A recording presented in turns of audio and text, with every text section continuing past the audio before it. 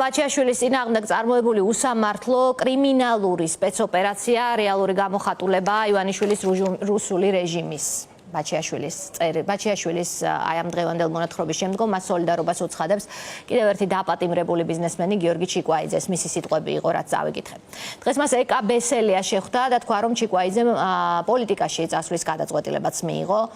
ეკა ბესელია ამბობს, რომ მსჯავრდებულმა ბიზნესმენმა სერიოზული ინფორმაცია მიაწოდა ასევე ჰელსინკის კომისიას, რის გამოც მასზე ზეწოლა გაიზარდა, ამიტომ აუცილებელია ჩიკვაიძის დაცვის გაძლიერებაო, ამბობს ეკა ბესელია. გიორგი ჩიკვაიძეს იცით, რომ 9 წლიანი პატიმრობა აქვს მისჯილი, მის ბიზნეს პარტნიორს კი ირაკლი პაპიაშვილს 8 წლიანი პატიმრობა. გიორგი ჩიკვაიძეც საუბრობს, რომ ეს არის პირადი შურისძიება ივანიშვილის მხრიდან მის მიმართ. ის საუბრობს, რომ ჯანმრთელობა შეერყა, წერს დღესაც, რომ არ იცის რეალურად მას რა დამართეს ციხეში, თუმცა ბაჩიაშვილსაც მოუწოდებს, რომ დარჩეს მხნედ და რომ ის როგორც იქცევა ამ დრომდე მისთვისაც მაგალითია.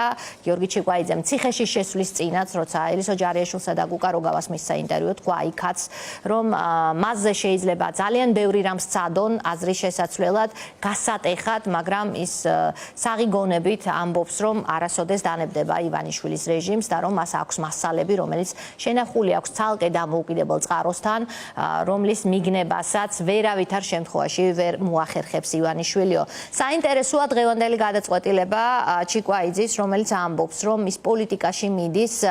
ეკა ბესელიამ იცის მეტი ამ საკითხთან დაკავშირებით, ის რამდენჯერმე შეხვდა ჩიკვაიძეს ციხეში და მისგან გავიგებთ ახლა მეც. ეკა თუ გესმით ჩემი ხმა, პირველი კითხვა.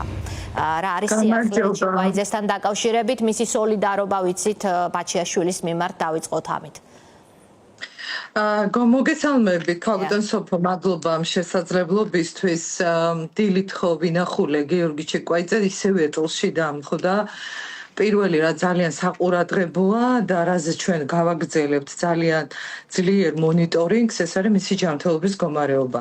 დღეს ციხის უფროსი ჩემოვიდა, იქ ჩემი ყოფნის პერიოდში ექიმიც, მასთანაც ჰქონდა საუბარი და ამ დრომდე მას არ აქვს კითხვაზე პასუხი, ჯერ არ არის ის გამოკვლევები ჩატარებული, რაც მისთვის ძალიან მნიშვნელოვან პასუხს გასცემს, რა მოხდა, რა ტიპის შარევა და საერთოდ რა პროცესებმა განაპირობა მისი მდგომარეობა, რომ ის ახლა ეტლით გადაადგილდება. რაც შეეხება მის გადაწყვეტილებას, ხო ძალიან უნდოდა ბაჩიაშვილის მხარდასაჭერი განცხადების გაკეთება და გაავრცელა ეს განცხადება. ბაჩიაშვილს ახლა ჭირდება ასევე ჩვენი დიდი ყურადღება, მხარდაჭერა, სოლიდარობა და ასევე მონიტორინგი მის უსაფრთხოებაზე და განცხადებაში არის ძალიან ადამიანური პათოსი. ამავე დროს დღეს ჩემთვის მართლა მოულოდნელი იყო, როდესაც მითხრა გიორგი ჩიკვაიძემ, რომ აი ამ შექმნილი ვითარებიდან გამომდინარე ძალიან ბევრი ვიფიქრეო და ეხა იქ ის ადგილია, სადაც ალბათ კიდევ უფრო მძაფრად ჩანს ის პროცესები, რაც ქვეყანაშია და აი ამ რთულ სიტუაციაში ეხა მე ბიზნესში მიბრუნება, ბიზნესით დაკავება და ამ სფეროში ისევ ყოფნა, მგონია რომ საერთოდ არ არის ეს მორალურად გამართლებული და გადავწყვიტეო, რომ პოლიტიკურ პროცესებში ჩავერთო. რა ფორმით, როგორ, ამაზე ალბათ მე უფრო მეც ისაუბრებს და მეც აკონკრეტებს. მთავარი იყო ეს გადაწყვეტილება, თქვა, რომ მას შეუძლია თავისი პიროვნული, ადამიანური შესაძლებლობებით ამ პროცესებს დაეხმაროს, ხელი შეუწყოს და ეს არის მთავარი ამბავი დღეს ამჟამად, იმიტომ რომ ამ პროცესებში დაინახა მისი მეტად ჩართვის, ამ როლით მეტად ჩართვის საჭიროება და აუცილებლობა. როგორ უნდა ჩაერთოს? არჩეული აქვს რაიმე პოლიტიკური გაერთიანება, მისთან გაერთიანება? არა, ეს ალბათ არის უკვე შემდეგი ნაბიჯები თუ ფიქრის შედეგად შემდგომი გადაწყვეტილებები.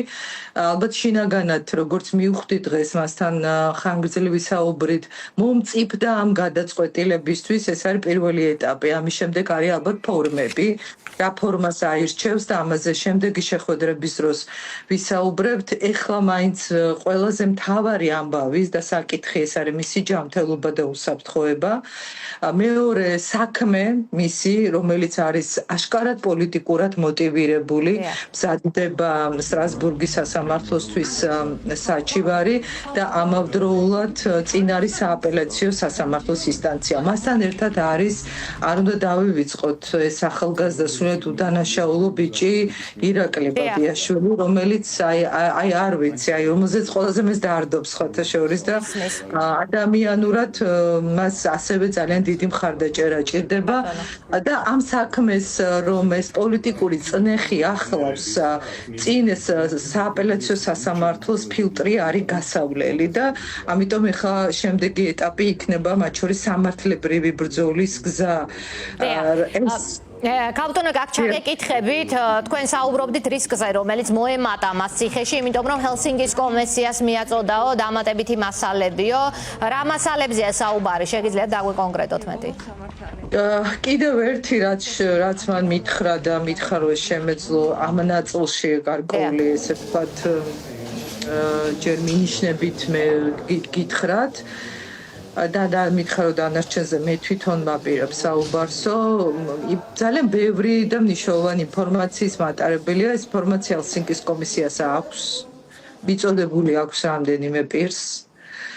იმისთვის რომ ეს უფრო გასაგები იყოს ალბათ დაახლოებით იმ ტიპის ინფორმაცია შეიძლება იყოს აზეცის დაპატიმრებამდე საჯაროდ საუბრობდა და მას აქვს ძალიან ბევრი მნიშვნელოვანი ინფორმაცია, მაგრამ თქვა რომ ამაზე თავად აპირებს საუბროს მოკლე პერიოდში, რაღაც უახლოეს პერიოდში, ალბათ რაღაც პროცესებთან არის ეს დაკავშირებული.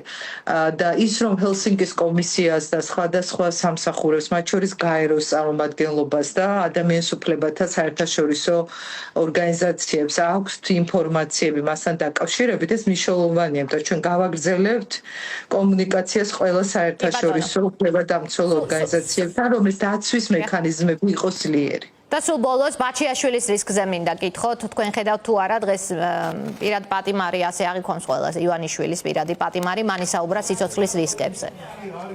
აი როგორც გიორგი ჩიკვაიძე არის პოლიტიკური პატიმარი და პერსონალური შურისძიების მსხვერპლი, გიორგი ბაჩიაშვილი აი უდაოდ გამოხატული პოლიტიკური პატიმარია და მის საქმეში პირდაპირ ბიძინა ივანიშვილია დაზარალებული სტატუსით. ეხლა მან საერთოდ სამტკიცებელიც არაფერი არ არის. სასამართლო ვერანაირად ვერ გაუძლებს ამ გამოცდას. უბრალოდ პირიქით უნდა იქცეოდნენ ის, რაც ეხლა ბაჩიაშვილმა საჯაროდ განაცხადა, რაც პრინციპში ჩვენთვის გასაგები იყო უკვე რომ ის იძულებით აი ესეთი უკანონო მეთოდებით ჩამოიყვანეს საქართველოში. ეს აშკარავებს ამ რისკების სიმძიმეს, ამიტომ არის საჭირო დიდი ყურადღება ეხლა მის მიმართ, რომ მისი უფლებები იყოს დაცული.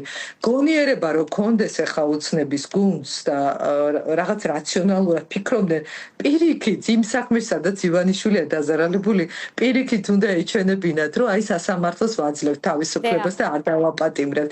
აი ამის ჩვენება იყო მათთვის ძალიან მნიშვნელოვანი და საჭირო, იმიტომ რომ აი ეხლა ამ სიტუაციაში სულ რომ ყველაფერი პროცედურულად სწორად წარიმართოს და ვერ წარიმართება, ხო ვერაზროს ვერ გამორიცხავენ იმ ეჭვს, რომ ამ საქმეზე ზეწოლა ხდება, როდესაც მეორე მხარეს საქმეში, ვინც დევნის ინიციატორია, არის ამ ქვეყანაში ყველაზე დიდი გავლენის მატარებელი პირი.